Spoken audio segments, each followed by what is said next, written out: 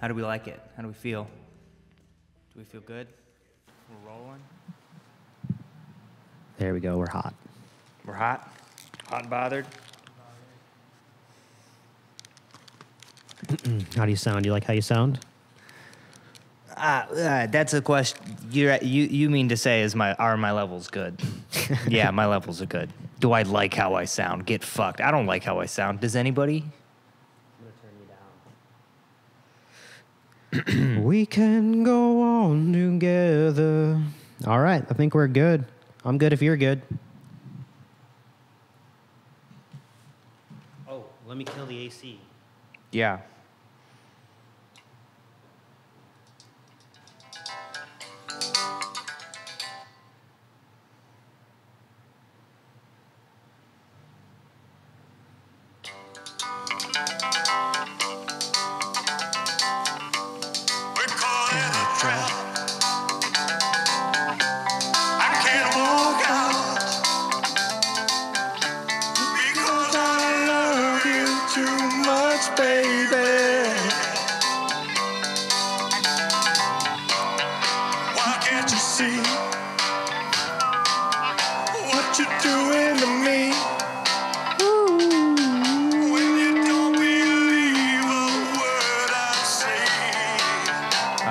Here we go. We can go on together. With suspicious minds. Suspicious minds. And we can build a dream. I don't have the budget for that song, dude. That's my walk-on music. That's all gonna have to get cut. No, YouTube's gonna pop me for that in a heartbeat. That's my baseball walk-on music. Just imagine, and I'm going slow too, because I'm a pitcher. Yeah. Oh, okay. Yeah. Right.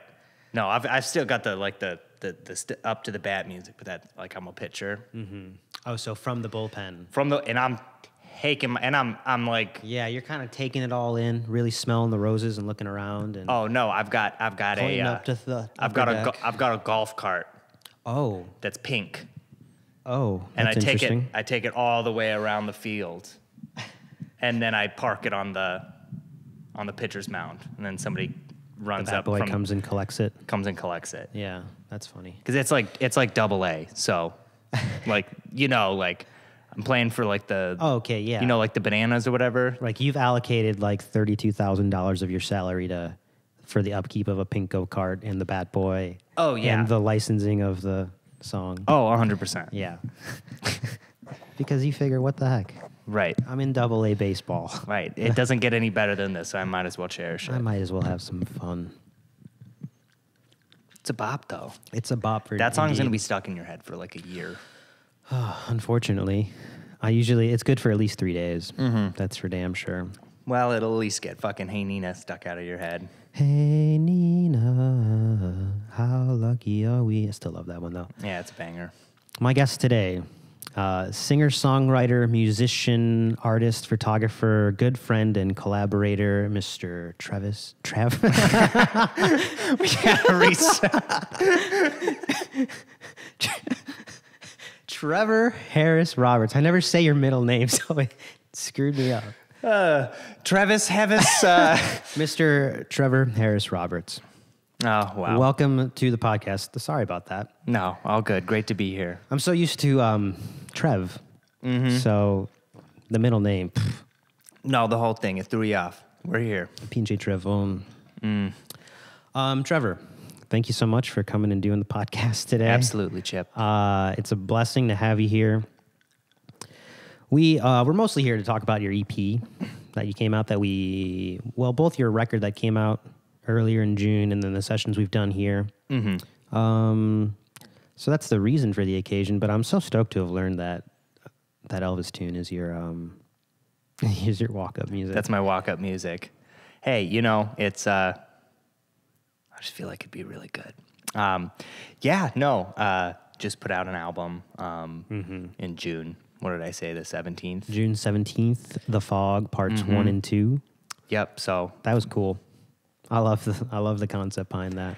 Yeah, it was a lot of songs that had kind of been brewing. Eventually it was too many for one album. And then eventually kind of two distinct ideas started to form about, having the first part be like a very dreamy acoustic album, and then the second part being a full band rock album. And both kind of being one and the same and from the same batch of songs, but taking two different approaches on the recording and, even just like the production itself, the sounds I was going for. One being a lot more, atmospheric, dreamy, and the other one being a lot more like raw and driving. Right.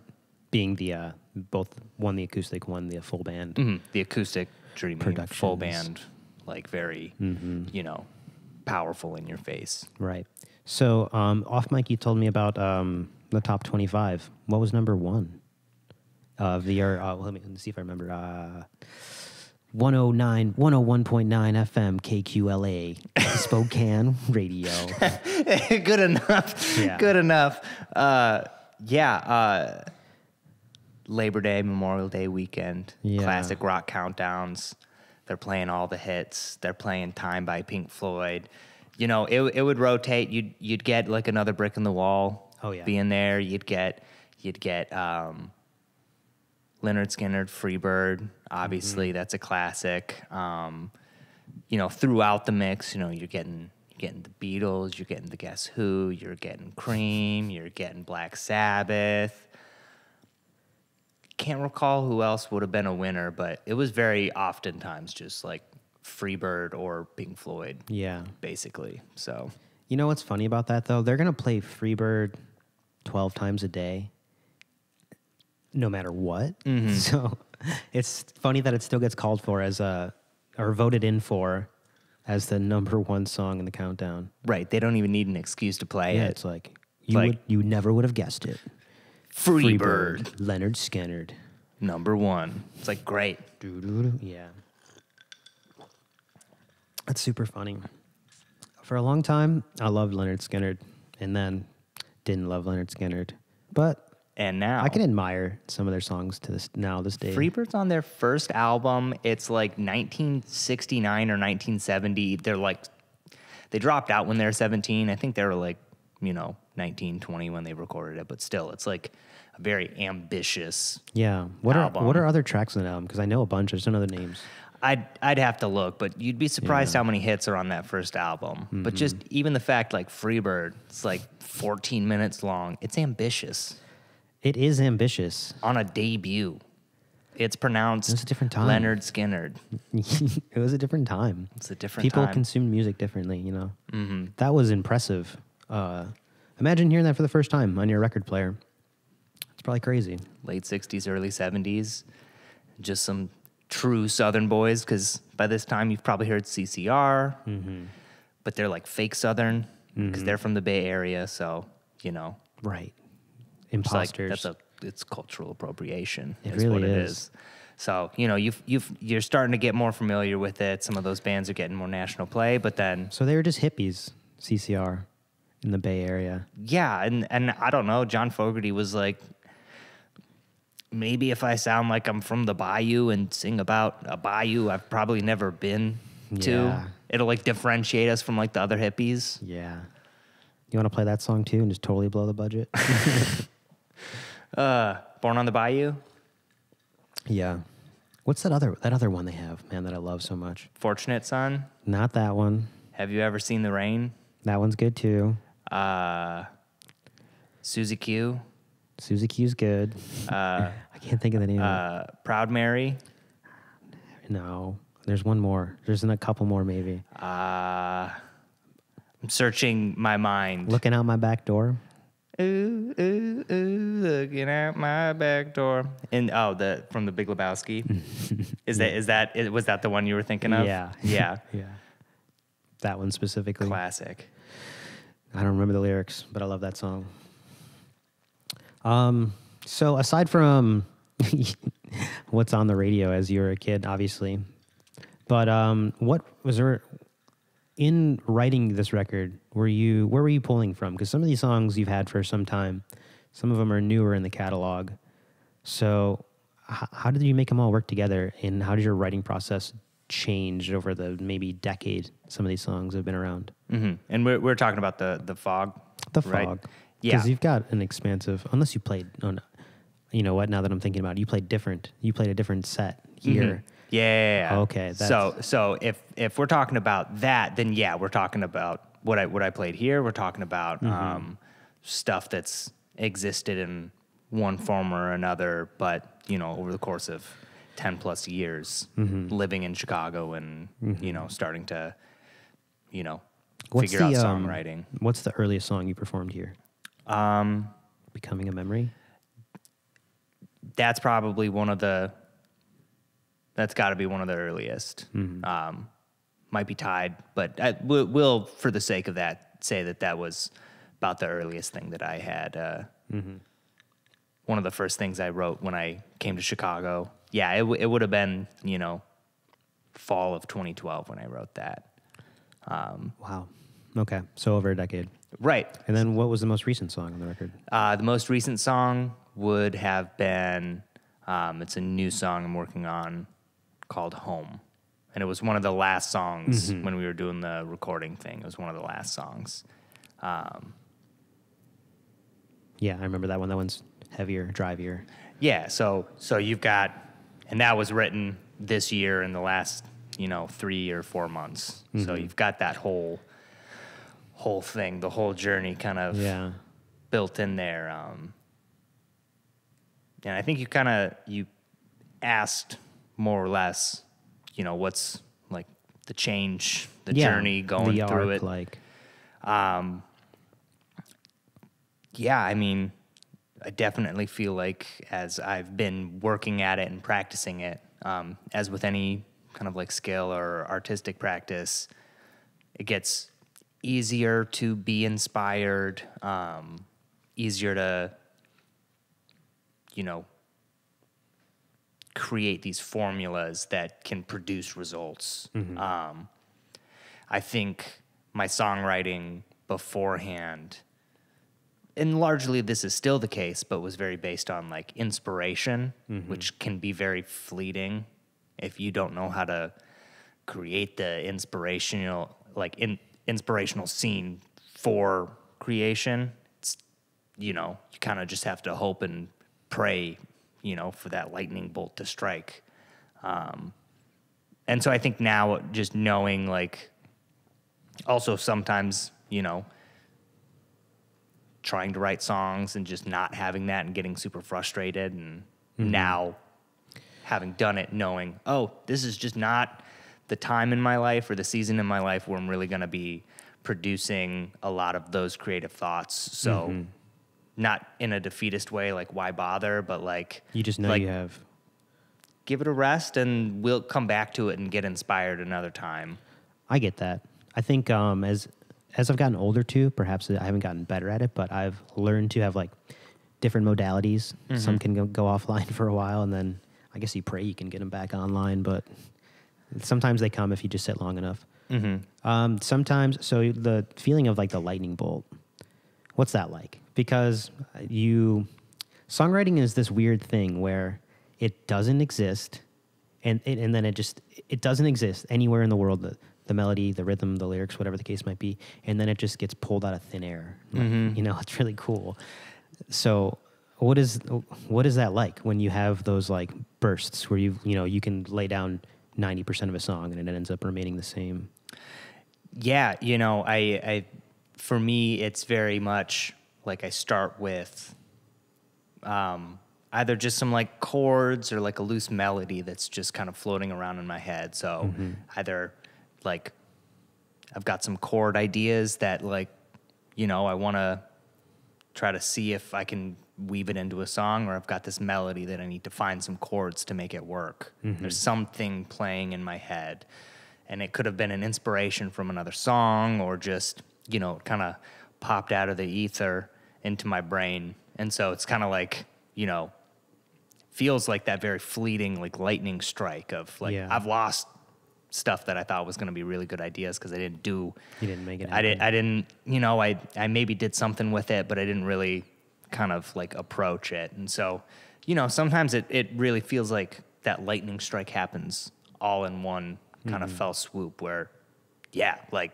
you hear about songs that get written in 45 minutes and it's like, yeah, that's true. Like that. And that's not like because it's such like a not thing and then a thing, but even then it's like a very stripped down version of what you know that thing's going to be. So part of the lightning strike feeling is also like, okay, I've got like say 70% of the song. I've got like the chorus or the hook, and you know I've got like a structure for the melodies and I've got a structure for the song. Now I'm thinking about how to arrange it. So now I'm kind of just loosely in my head or like on the guitar, like working out bass parts, working out like lead guitar parts, and so feeling that thing kind of start to materialize and almost turn tangible, and it's taking on form and it's becoming a thing that, you know, okay, you work on it, maybe you do a couple of edits, but then it's like, now I'm like playing this song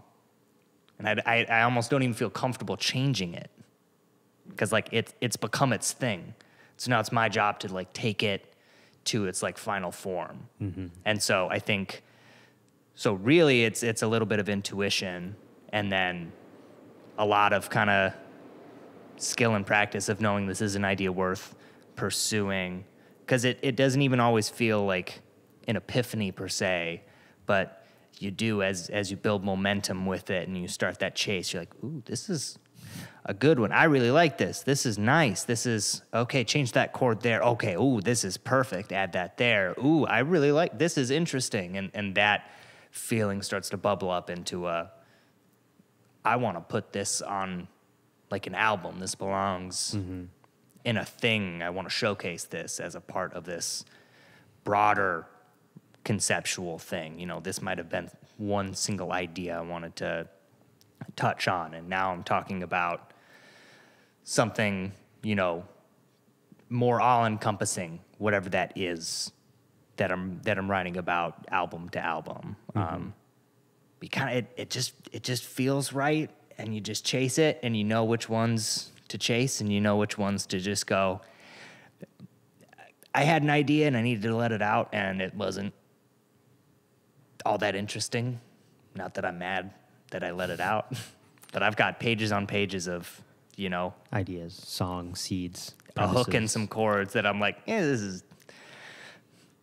was something there. It's fun, but it's not the I'm like, Jesus, melodramatic much? You know, I'm like, okay, no, you didn't. No, you just sound complaining, not like you're, Right. you know, noticing something maybe slightly profound. Well, I guess that's the doing the work, you know, cataloging those, and then for those moments of instant inspiration where it feels like you're pulling out of thin air, you know. It really is just like weaving Yeah. silk out of the air. It's such a strange feeling, but when you put it into words, it's like it starts to pick up momentum, and now you're thinking about arrangements, and you're like, okay, like who do I need to collaborate with to like make this happen? Like, do I want to do drums? Do I want to have somebody else do the drums? Do I want to do electronic drums? How am I going to I usually write on my acoustic guitar, or I have primarily for the last 5 or 6 years.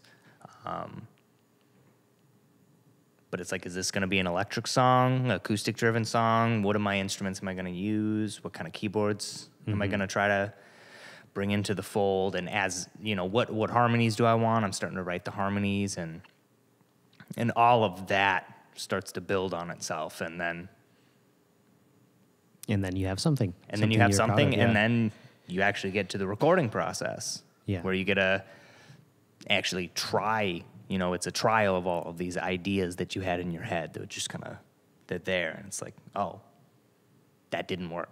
That was dumb. Or maybe we'll try that on like the next thing. I'm not there. It was a good idea, but I can't perform that. What do you mean? An idea that's beyond your skill set. Oh yeah, You're like, I can't do that. That's it's a good idea. I have it right up here, but like Yeah. I can't perform it to the standard that I want it. And given that my projects are usually built around like me performing the you know, all the instrumentation. if not most, it's like, Yeah. oh, well, that we're not there, and you know, Interesting. That's a funny little anecdote, but I suppose it's important to dream that way and think that way, because you probably end up with some iteration of that sound or technique or whatever that bold move might have made in changing the record. You probably distill that into something else that is whatever, I don't know, a solo or like some crazy organ or some shit to replicate that, or Right. Or it manifests it. It truly does. Like I need as an artist to give myself patience and time and practice that thing. Mm-hmm. Like I wanted to, a good example of this is I had an idea. I was listening to Dire Straits. Okay. I used a lot of slide guitar. Mm-hmm. And I had this idea. I wanted to kind of incorporate it in a similar thing on Doing Well, which is on the acoustic album, and that I also play here. Yeah.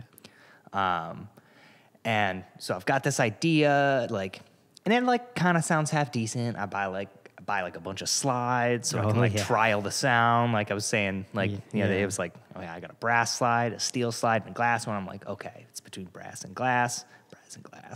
Nope, I want the glass one. Okay, it sounds good. I can't quite get it exactly. I'm not locking it in. What are you going for? You're going for that sort of. Well, he's got a couple of styles of slide guitar, really fast, loose. No, more like it would just be I'd be playing whole notes, sliding up. So more to replicate a pedal steel. Right. But then also there'd be these moments, and it was in the transition between these two moments. Mm-hmm. So it kind of was both. It was doing that pedal steel brown, and then actually picking out the notes, and it was in the transition between those two parts that yeah. I just couldn't quite get it. Yeah. And I was at the point when I wanted to kind of just put the album out. It had been kind of floating around long enough. Yeah. And the only reason that idea came out was because I'd been idling on the album anyway. So it was okay, that's a good idea. That's interesting. Let's keep it because it's an interesting idea. And I might be able to incorporate something of that idea into another song, another project, something like that. But for this, let's just leave it as is. It sounds good. I'm just antsy and it's why you have to just make, create and release. That's it. Because if you just sit and idle on it for too long, you can keep working on a project indefinitely, infinitely, until you decide to cut it off, pull the trigger. Yeah. So it's also charming to make something and kind of cut it on wax, send it out, minimal edit, minimal overdub, live even, Right. So there's something charming about that. Right. The value of authenticity in creation. Yeah. Where you're not trying to pretend you don't have flaws. Also, maybe even more importantly, you change so fast that if you don't get an idea out, sometimes you change and, it's cool and it exists, but I don't know, it's no longer most authentic. You got to do it in that time at that moment, It's no longer relevant to who you are as a person. Authentic. Yeah. So is there sort of a through line then between both albums? And if so, what is it? Because I know, each song, you write in a very narrative way where the lyrics are storytelling. So is there a sort of through line between the two albums, the electric, the acoustic? Right. Yeah. So it's called The Fog. Parts 1 and 2.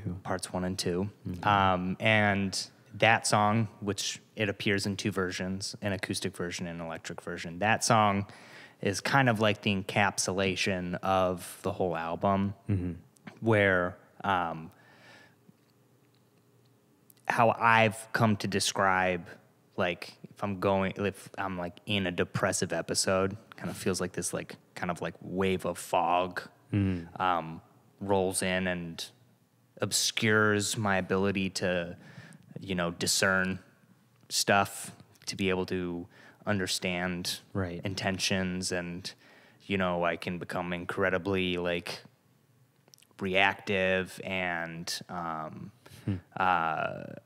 what's the word?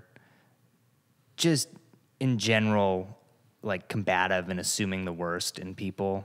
and that it kind of just comes in and it comes out of nowhere, and that feeling of like a fog coming in, just in general, I feel like describes that like mental health crisis metaphorically really accurately for how it feels, because then you're in it and you do shit that like has really negative effects on yourself and the people you love, and then the fog rolls away, and now you got to deal with it. Yeah.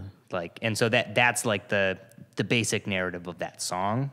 It's like fog rolls in, like I'm in this state and I like don't even recognize it, and maybe at some point I do recognize it. Yeah. And then it starts to roll out, and now it's like got to deal with the wreckage of like what my behaviors did. And like I did it, but I still have to deal with the wreckage. Right. When I was in the state that was maybe not as clear or appreciative of the consequences of actions. It's a strange sensation that you're describing. I think I'm familiar. Because, like, I don't know. Yeah, you disassociate in a way from yourself and from the reality. Yeah, like how often, like if you think back to like some of like the worst decisions, like worst judgment calls you've made, and like think back to like the mental state that you were in. Right. And like pretty high correlation between like being in like a poor mental health type of like state, Yeah. and some of like those more, irrational decisions, being very self-destructive, Yeah. like that type of behavior. Right. It's like kind of linked, but when the fog clears, you still gotta deal with it. Pick up those pieces. So that's that song, and that's why it kind of became the album title, and it's the title track, because it's all like that being like the main theme. It's all largely, to be honest, surrounding like a breakup that was as amicable as one can be, but was still just absolutely devastating. Of course. And processing, because even before a relationship ends, sometimes you can feel the tides changing. And so, like, some of the songs were written kind of as it was kind of, ending. Right. Maybe I didn't know it, but those sorts of stresses. right, that you can feel. the warning signs were coming up. So a lot of those songs kind of built around that, like frustration in general. And then once it happens, just, heartbreak. The wave of everything. Right. The weight of the world. Right. And then, like, for me, that whole thing really did trigger, like, a pretty gnarly wave of depression. Yeah. Just, the ending of not a super long, but still a long, nice relationship. Yeah. And it had to end, but it produced a lot of negative feelings afterwards, but that was incredible songwriting fodder, to be honest. Like, a lot of the songs written on that album were written pretty much like, just, we'll call it like straight up 2020, like provided like most of the substance and like a lot of it in the first half. Yeah. It's it's tough, especially when you pack in all that good creative juice, but when you, at the same time, it's a heavy load in lots of other ways.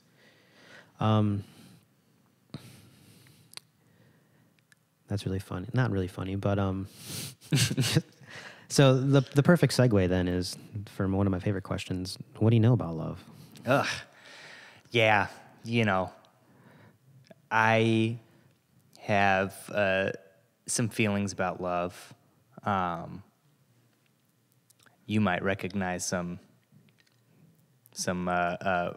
repetitions from the other day, but Perhaps. I think a lot of people think a lot of different things about love, and I don't think they're wrong. I personally, I focus on like the duty aspect of love very much. In my like relationships and in general, like just in my own actions, I tend to focus on that, like, like, I love you, so I want to do things for you, make your life easier, kind of help create this stable foundation, and it's mutual both ways. Yeah, to be reliable. To help create accountable. This foundation that allows you to do even more than what you could have done just by yourself. Right. That's kind of my idea. I think there's a lot of different ways love manifests. Yeah, love is strange. You can talk about like the Greeks. They just differentiated a little bit finer than we do as far as, there was brotherly love. There was like the love you have for your parents. There's the love your parents have for you. There's, there's like totally platonic love. And then there's like, romantic and sexual love. Like they had these like differentiations because I think to look at it as like a one, like a unidimensional kind of thing or feeling or emotion, it oversimplifies how complex and nuanced and multifaceted like the idea, the expression, the emotion of love is, because it's like one of the biggest things ever. It's broad and deep, wide and deep. Yes. Yeah.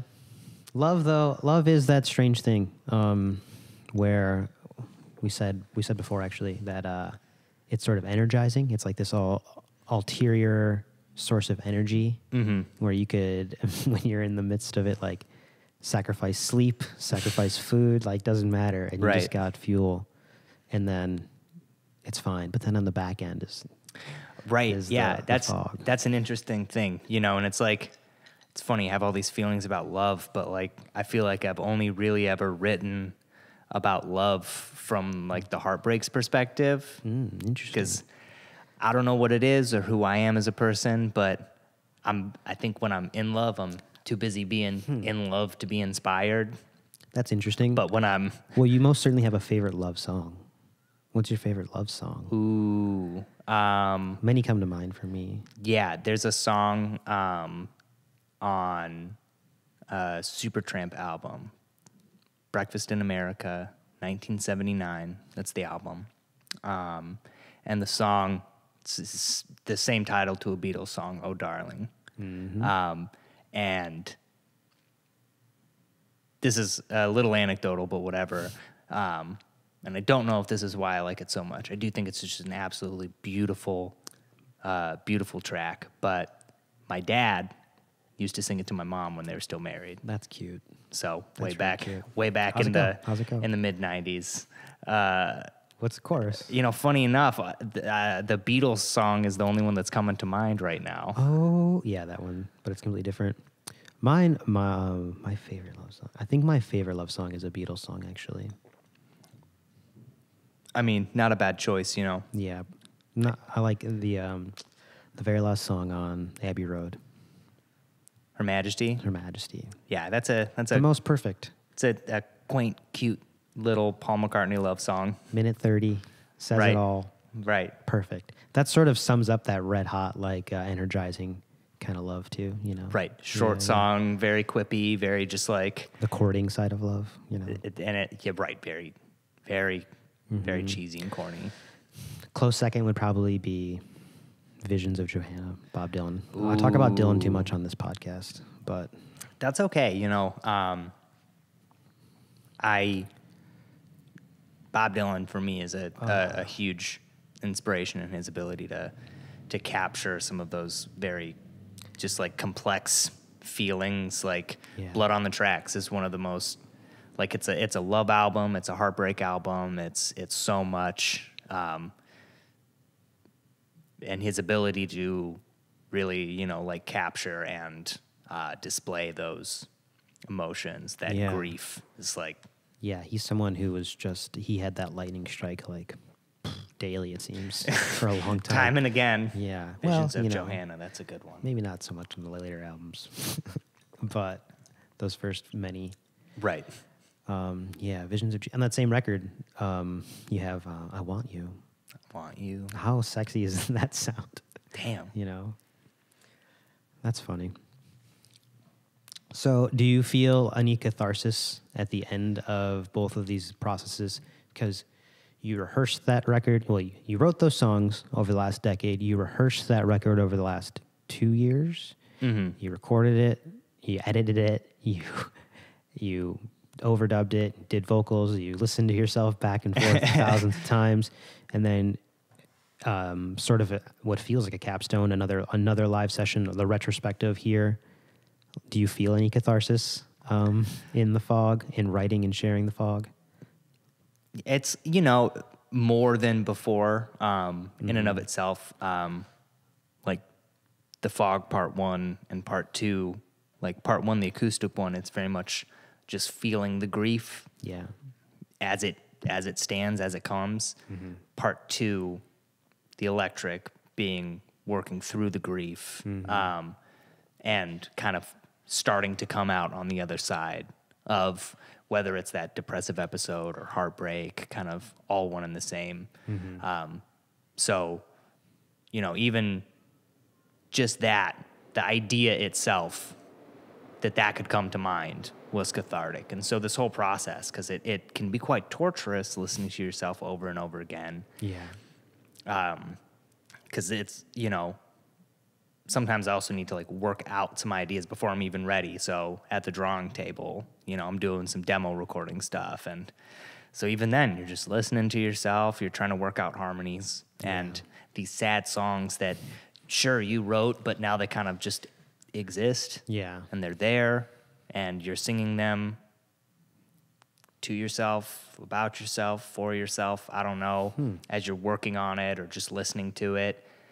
And yeah, it'd be like sometimes the emotions would come bubbling back up, depending on where it was, like when they were really starting to materialize in the recorded version.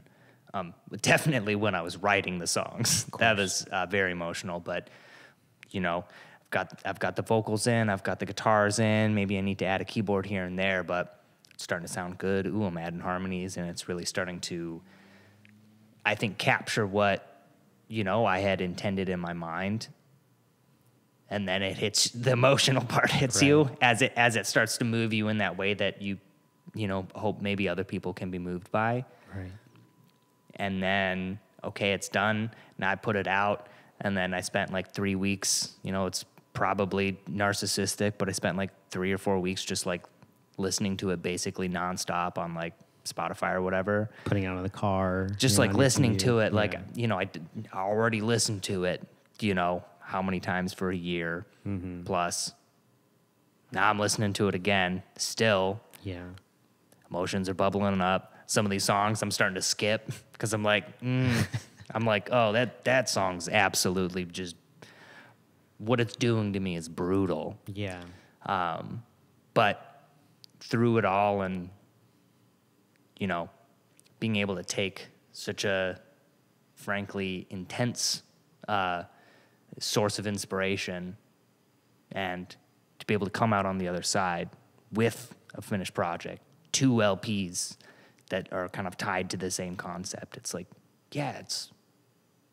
that's cathartic. That's good. I worked through it. I did my way through the artistic process. I worked my way through it and came out on the other side with something, tangible that ultimately was spun out of the air. Right. And that is cathartic. Okay. Good. I understand. But yeah, especially through the editing process, I can't imagine all of those things constantly bubbling up and coming back. You must be excited to write songs about something else. Yeah, I'm starting up with I've got a new small batch of stuff that's starting to bubble to the surface. Yeah. In and of itself, not heartbreak related, but definitely mental health, I suppose, related. Just more than anything, just how I view the world. I'm a pretty anxious person, and I think sometimes I perceive what's going on and in the world in a interesting way that can be a little lonely.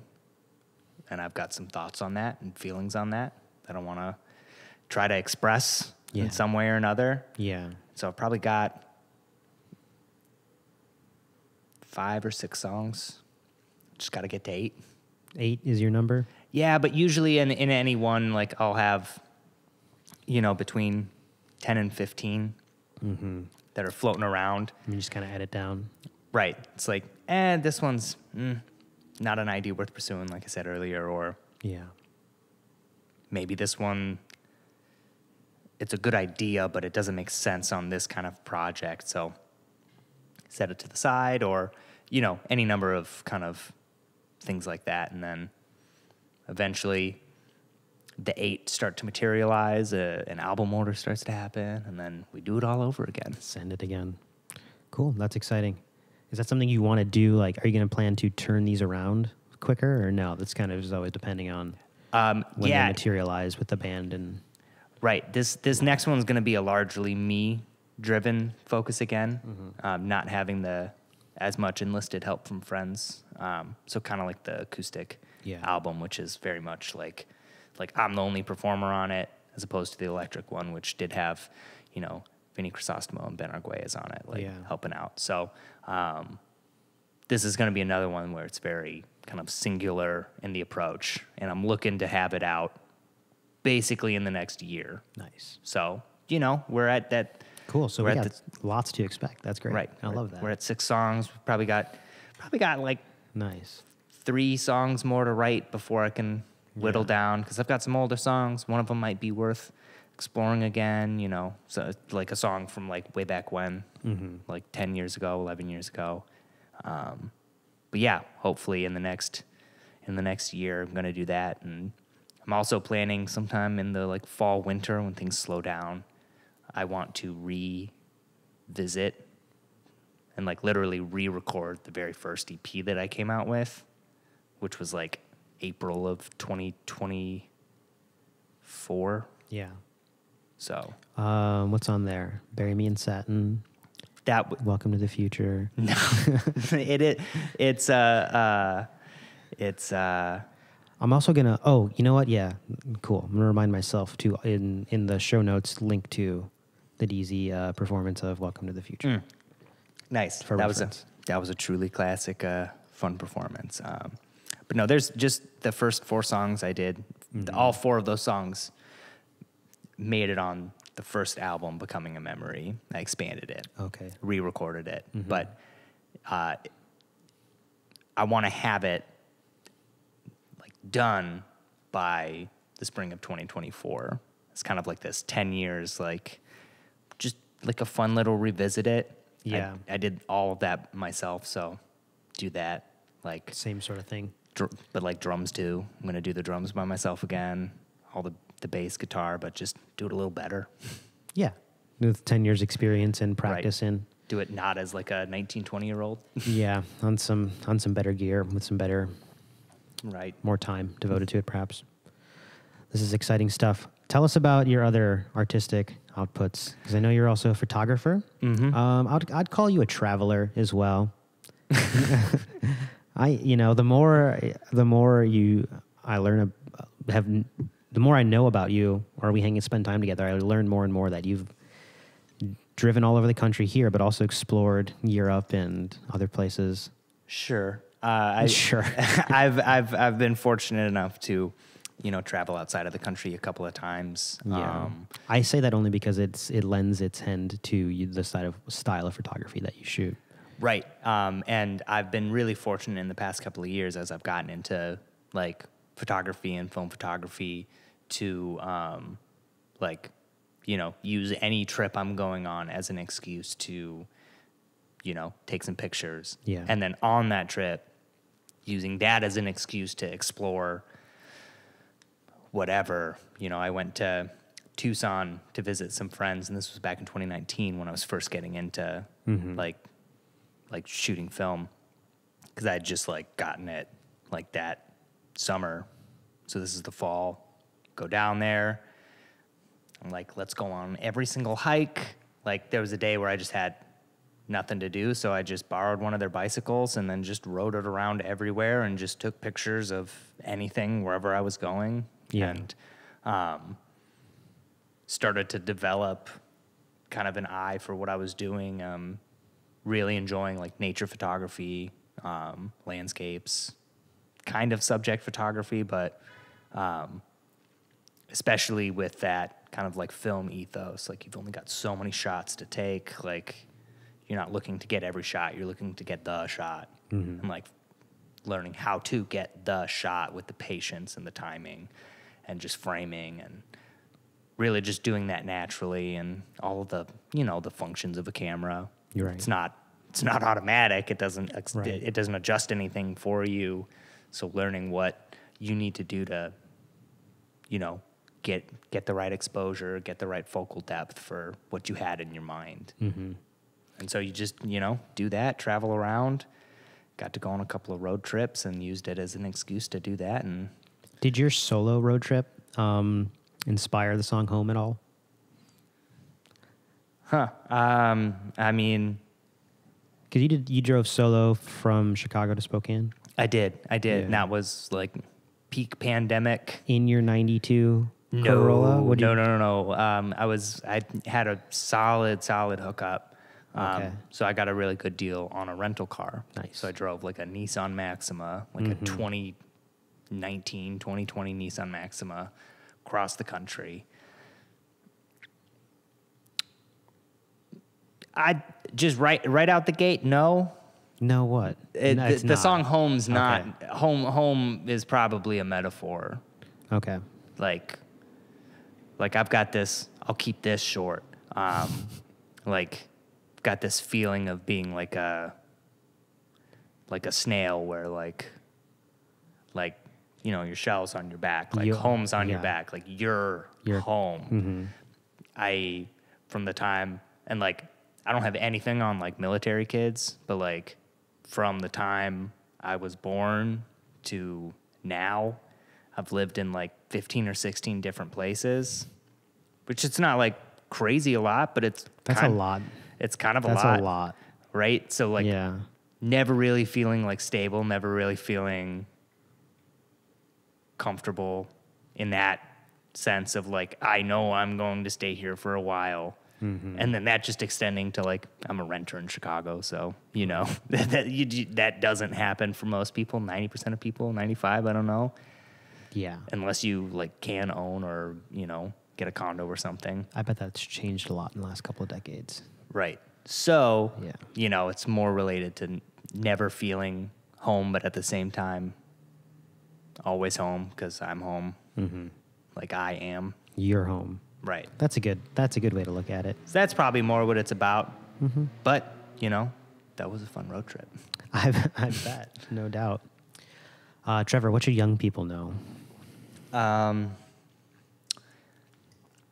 I would say that young people, probably two things. Anything worth like getting or achieving is worth putting everything into it, just maximizing every opportunity.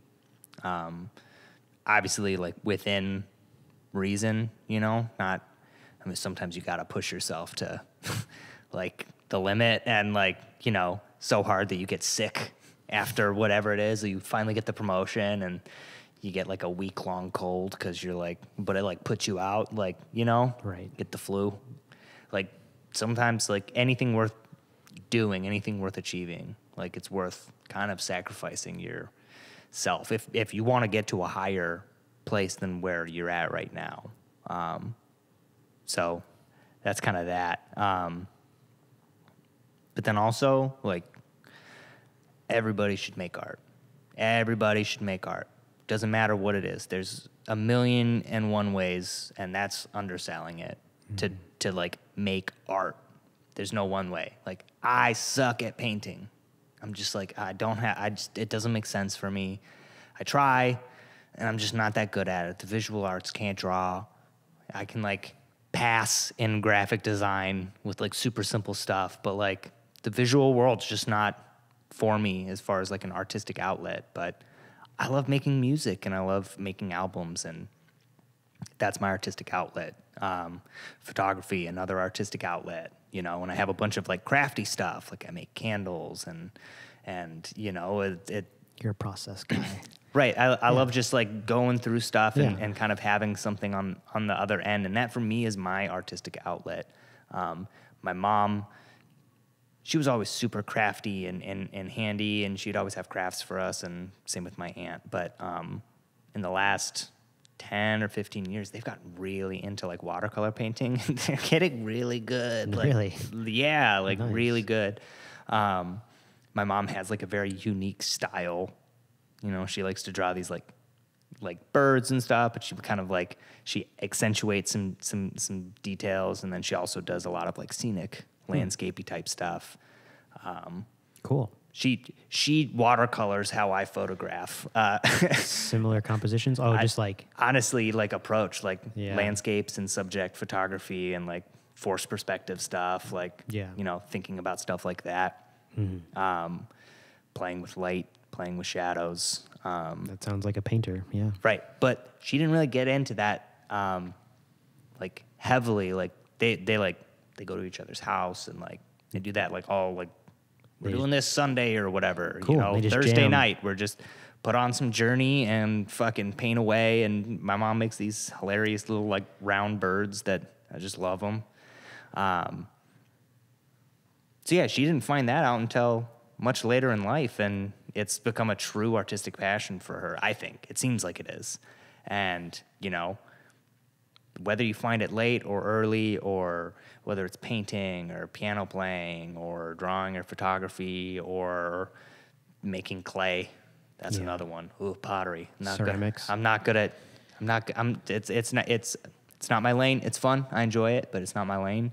I'll experiment with it, but by and large, the sound world, including like Yeah. weird sound art and stuff, that's more where I'd like to live. That's where you live. That's But- what you do. Do it. Yeah. And then you kind of brought it up earlier where, you know, sometimes you have to let one thing kind of idle for a while you pick something else. That's why I got into photography, because Yeah. I wasn't feeling really musically inspired.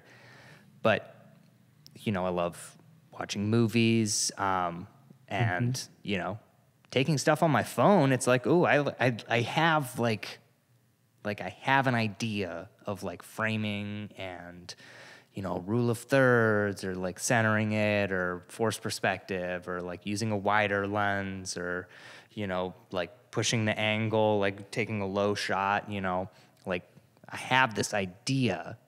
So why don't I just pursue this? I had some free time and a little extra money, and I found a really good deal on film camera stuff, and I just got into it, and the first like 10 rolls that I shot were fucking dog shit. Yeah.